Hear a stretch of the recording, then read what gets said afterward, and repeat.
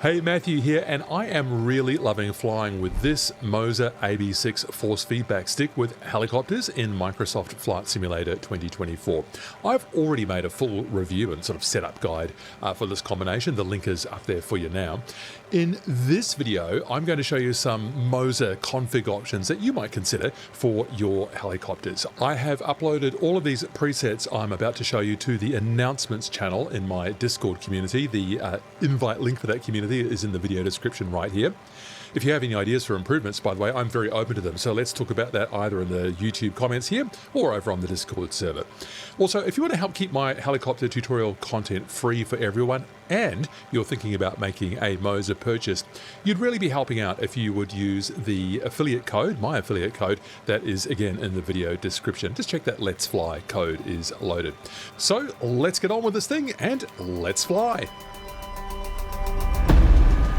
And we are at beautiful Mount Cook Aerodrome in New Zealand. This is a pay-aware add-on from NZA Simulations, and you'll see just how beautiful this is when we get going. So in this excellent Taog's Hangar 500C helicopter, we have a cyclic stick here that is not hydraulically assisted. It's just you, the control linkages, right up to that swash plate, affecting the pitch of the blades in the rotor there. So what might not be super obvious when you hop into a light helicopter like this is that actually the cyclic feel should be pretty hard. Now, I've not actually got 500 experience, so I'm having to employ a bit of guesswork here, but I've gone for a very solid feel on the stick here, and that's really springing back with quite a lot of force. Let me show you what I've done in the MOZA cockpit software. And you can see I'm working on a preset here called Let's Fly, helicopter, light, no hydraulics, right?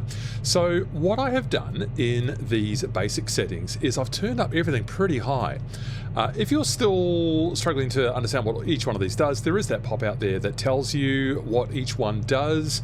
I'm leaving it up there for a second in case you don't have the software yet and you would like to learn a bit more about what they do. So you can just step through those and pause if you really want to read all of those. I have just turned everything up kind of high. Now, the confounding thing here for some people is this spring force here. So I maintain that even though the H500 does not have a force feedback system with sort of springs to spring it back to a recentered position, I just think that for the solidity of the feel of the stick, you're just going to want to have some spring force in there, because if I were to put this down to zero, even with everything else up pretty high, I still find this kind of light. I don't find that challenging to move around. So I am finding that the biggest single contributor here to the stiffness, I guess, of the stick is this spring force here. So everything else here I've left at 80%. Now, if you think that I've got any of these wrong and you need a lighter feel, I suppose what you could do most simply is just turn that spring force down. If you think that this whole feel is too solid, and you actually might find it tiring, that's why we use trim, by the way, so you don't get tired, you could just maybe just back off on this trim setting here. Everything else I have left pretty much default. I have not delved deep into these tabs here. Telemetry, I'll come back and show you a few of those when we get going. So the current force feedback that's going to the stick are these two values here, ground vibration and rotor vibration. Ground vibration is not really doing very much at the moment, but rotor vibration certainly is. I can feel that stick just shaking in the hand, sort of vibrating like that. And I think that's about right. If I turn that up too high, this feels a little bit too strong to me. So let's have a go with this. All right, looking out and ready with some aft cyclic, some left cyclic and some left pedal. Looking out to the fixed wing aircraft out there. A little bit too much pedal it turned out. And now we are up, so that's reasonably trimmed there. I'm using a tiny bit of left stick to maintain that position, so I could like just go one tick over there with the hat switch. Let's let it drift over here, and we'll just get moving down here. I won't use the runway for this quick demonstration, so just pitching down with the nose, and ETL, there it is there. I can just feel the stick moving in my hand, that's what I want. And that's faded off now, and I'm finding the stick here pretty solid in the hand right now. As we gain speed, good. And turning left out here now, I'll need a bit of right pedal there for a coordinated turn. Around we go. So I'm having to push pretty solidly into it. Flying up the river, which we will come back down later. So I've got it all trimmed out now. I'm having to use very little force here to keep us going where we want to go. Here is the trim settings that I've got in MOZA Cockpit. I've got hardware trim on. I've got it on to the main hat switch, so that's nose down, nose up, left wing down, left wing right, all of that. So that's what this means, and I do still have force trim bound. I'm just not using it in this flight. Now, what this means also is that you will need to remove the cyclic trim settings in MSFS. So you can't use both, they will conflict with each other. So if you want to use hardware trim in the MOZA, turn off your trim inside MSFS, which just means you just unassign those bindings, right? How beautiful is this winter New Zealand scenery? Just stunning. Beautiful work from NZA Simulations here. So I am going to just keep the nose up, and I'm going to go down on the collective, and I'm now getting blade slap. I'm just exaggerating it there slightly. That's no exaggeration there, just holding it there now. The sticker's shaking in my hand. So we don't want to lose all of our speed there now. So that's how that's set up. Let me just show you the settings. So over here in the right panel, it shows you which effects are currently active. Rotor vibration is, that's just working fine for me at the moment. So let's just have a look at blade slap here. When I nose up and collective down, we will start to see the blade slap come in there. I feel that could be a bit stronger, so I'm just going to wind that up a bit there. There we go.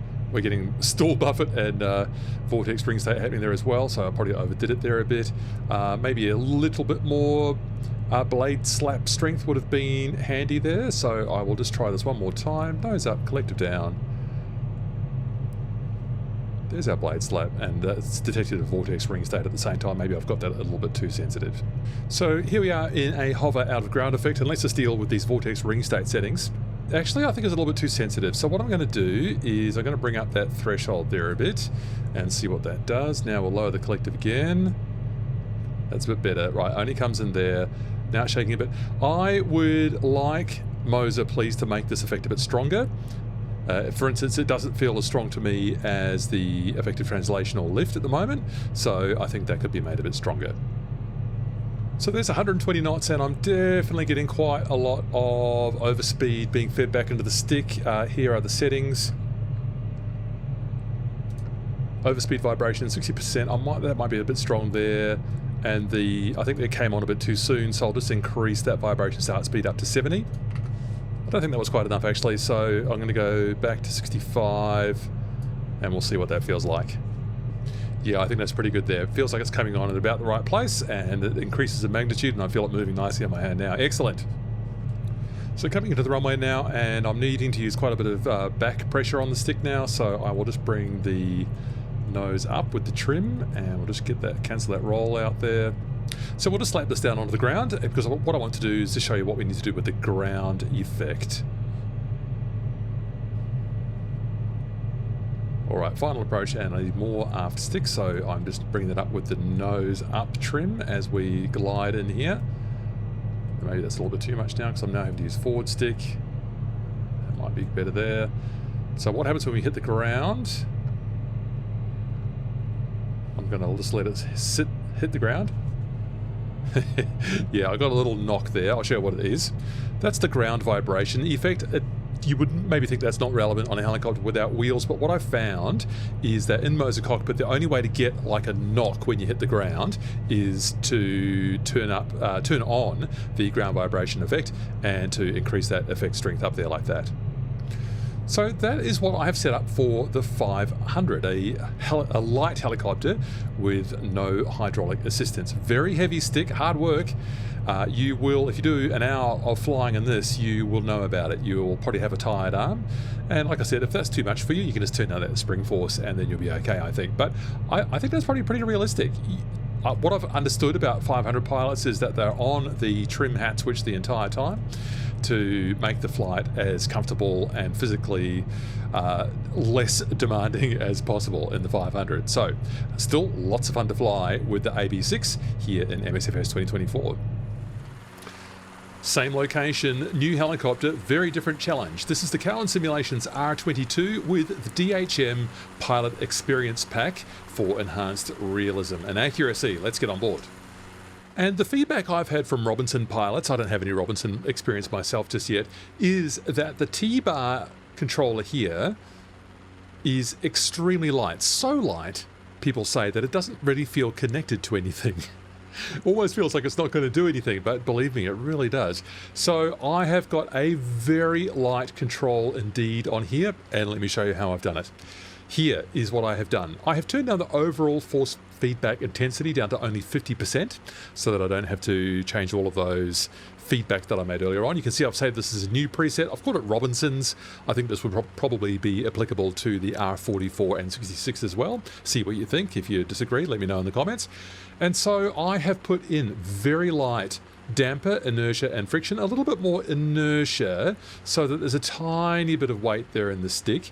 And just, I find that just a tiny bit of spring force just sort of helps the feel of it. I don't really need it to spring back to a set trimmed position because that's just not how the Robinson works, but I just find that improves the feel very slightly. So that's what I've got going in there.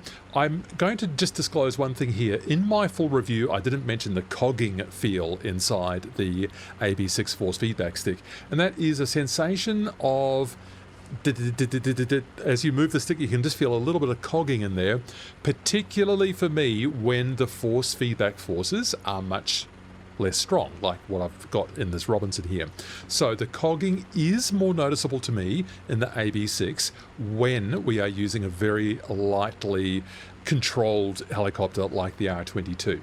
So for people who are sensitive to cogging, they might find that the AB6 might not be the best choice for them, and they might instead look up to the AB9, which I have not tested yet, but which I understand uses a completely different mechanism inside, a larger one, and the cogging is much less noticeable. Whew, all right, let's go. Wish me luck. This needs a lot of left stick. I think it needs a little bit of forward stick, and it needs a bit of left pedal. Those are all in now. I'm looking off from the distance. I'm pulling collective. I am pulling collective still. Are we getting light? There it goes. Not quite as much. Oh dear. There's not quite as much aft stick as forward stick as what I thought. We came forward, so I'll just try and establish a hover here. Wow. Do you know what? I'm going to just actually not grip the entire stick. I'm just going to use my light sort of fingertip touch only, and that seems to be a bit better. Death grip is not effective on the Robinson. This is very challenging. This is reminiscent of what it's like on the Cadbury, where you can easily get into oscillations like what I've got now, a bit of a left-right oscillation there. Very, very challenging indeed to fly. Let's just get around here to that same taxiway I took off along before. And with no force at all, pretty much, as I showed you before in the stick, this is what it's like to fly. So let's just nose down here and let it... There's a bit of effective translational lift coming into the stick now, or transverse flow effect. And so that's good. And pulling a lot more collective now. I'm into the red actually. Let's not do that. Let's just bring it forward gently. There we are in the yellow now. That's better. So let's come around and I'll do the same sort of maneuver as before. And trim sort of becomes less relevant here because the stick will kind of just stay where I leave it. So people will find this genuinely very challenging, I think. So it'll be interesting to know what you think. Is this too much for you? Maybe if it is challenging for you, you could just add in all those forces just a little bit more to make it a bit less finicky. I mean, the Robinson is probably true to life. This is what it's like, I think. Very, very light and disconnected feeling. So let's just get a bit of blade slap happening here. Yep, that's feeding back through into the stick. Let's just assume that rather than like a direct control force coming from the rotor, that's just an effect of the helicopter moving around.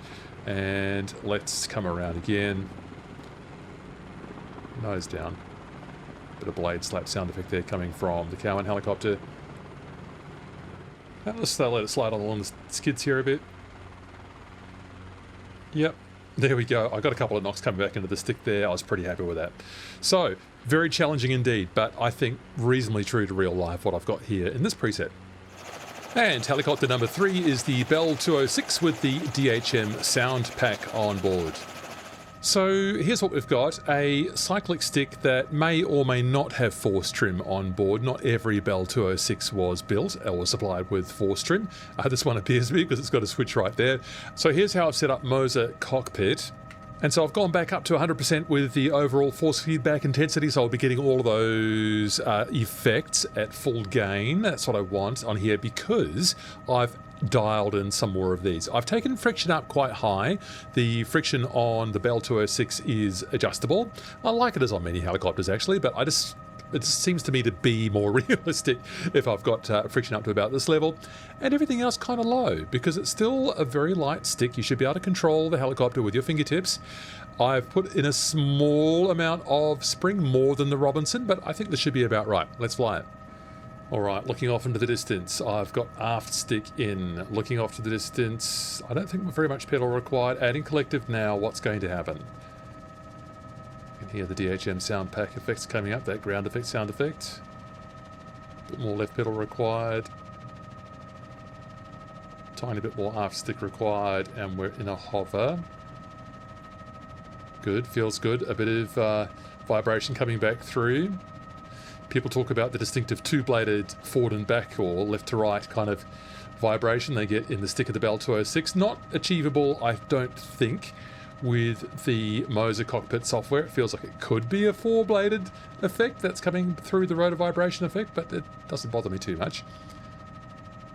And so let's just come down to here and nose down and get through effective translational lift. There's the effect again coming into the stick. It feels nicely balanced now with this amount of force. This is actually a lovely experience flying the Bell 206. It feels pretty good in combination with the MOZA. Let's fly out here. I'm not putting safety first really. I'm just throwing the helicopter around a bit. And we've got a fast cruise on now. Trim has been achieved with the hat switch. Just a couple tiny clicks to the left and one up there. I'm doing half of that roll. Although, you know, I can just lean very gently on the stick and I can just get it exactly how I want it with very little force required at all in the stick right now, and a nice reassuring spring force as well. If I want to actually trim it to that position because I've got that force trim enabled, I can just hold that red button, release, and then it'll just hold that position, although it still wasn't quite right, was it? So let's just try to fix that again. Close enough. Final approach, and nose up a little bit, collective down. There it is, got a nice blade slap effect coming into the stick now. Keeping the nose down to keep some of that speed on, 30 knots, a little bit more please, and using the collector to control my vertical progress there. I'll just bring it over to the apron. This is lovely. This is really nice to fly. It's light, it's positive, it's smooth. I don't get any noticeable cogging with that amount of spring force in, so I'm actually pretty happy with how that's going as well. And just over to the apron area now, and I'll just let it hit the ground quite hard so I can get that ground impact. Yeah, just a soft one there. Oh yeah, and then one when the aft skids hit as well. That was nice. So I'm pretty happy with how that's going, and I think that could probably work for a H125 or another helicopter of that style. And here's the hot helicopter of the moment. It's the Taog's Hangar R66 AS365. So let's see what the sun will be like. And let me show you what I have set up here, and this is it. I've gone for the 100% cap on those, and I have made everything quite strong here, damper, inertia and friction, so a big, heavy, strong stick, and with sort of medium spring force, so that I feel like I'm pushing into a spring when I deflect the stick over there, let go, and it springs back kind of sort of nice and steadily. Telemetry, I have added nose wheel shimmy, which is a pretty subtle effect, I've got to say. Gear buffet, again, it's pretty subtle in the Dauphin. Gear motion when the gear extends and retracts. Actually, I find that effect very strong, which is why I've got it down to 8%. And again, we like that ground vibration as well. And this is where I have got all the other effects for the Dauphin. If you think that these are too low or too high, let me know in the comments. Okay, let's fly it. And, well, let's first of all taxi it, shall we? Let's get that parking brake off and look straight ahead. And we'll just get it moving here. Right, a little bit of motion there. Yes, good. And I should just tap the brakes. And a tiny bit of that nose wheel shimmy effect. It's not strong. Just a reminder again, you would need to do this with all the helicopters I've showed you in this tutorial, but equally with the Dauphin, you just need to unassign these specific functions here if you already had them. So we can just duplicate that, and we'll call it Helicopters AS365 no trim. And yes, I'll have that across all the variations. Okay, that. And in this new preset config, I will simply delete all of these trim functions. Cog, delete, back, done. Do it for all of them. including the trim release, because if we're doing hardware trim, we don't need these ones. Okay, so we are parking brake off, gear is down. We are just going to do a rolling start here. Pulling collective, up we float, how lovely. Tiny bit of force feedback coming through the stick now, yeah, bit of shuddering there, just on the edge of the effective translational lift. And that's largely complete about now, good. The transverse flow effect. I'm having to push down quite heavily on the stick right at this moment, so I could either go forward or nose down on the hat switch, or I could have equally just hit that red button to recenter it, and then it's just beautiful. This is such a breeze to fly. So let's bring the landing gear up, and I've got that just effect coming into the stick now, and the yellow light goes off on the console, and that vibration stops.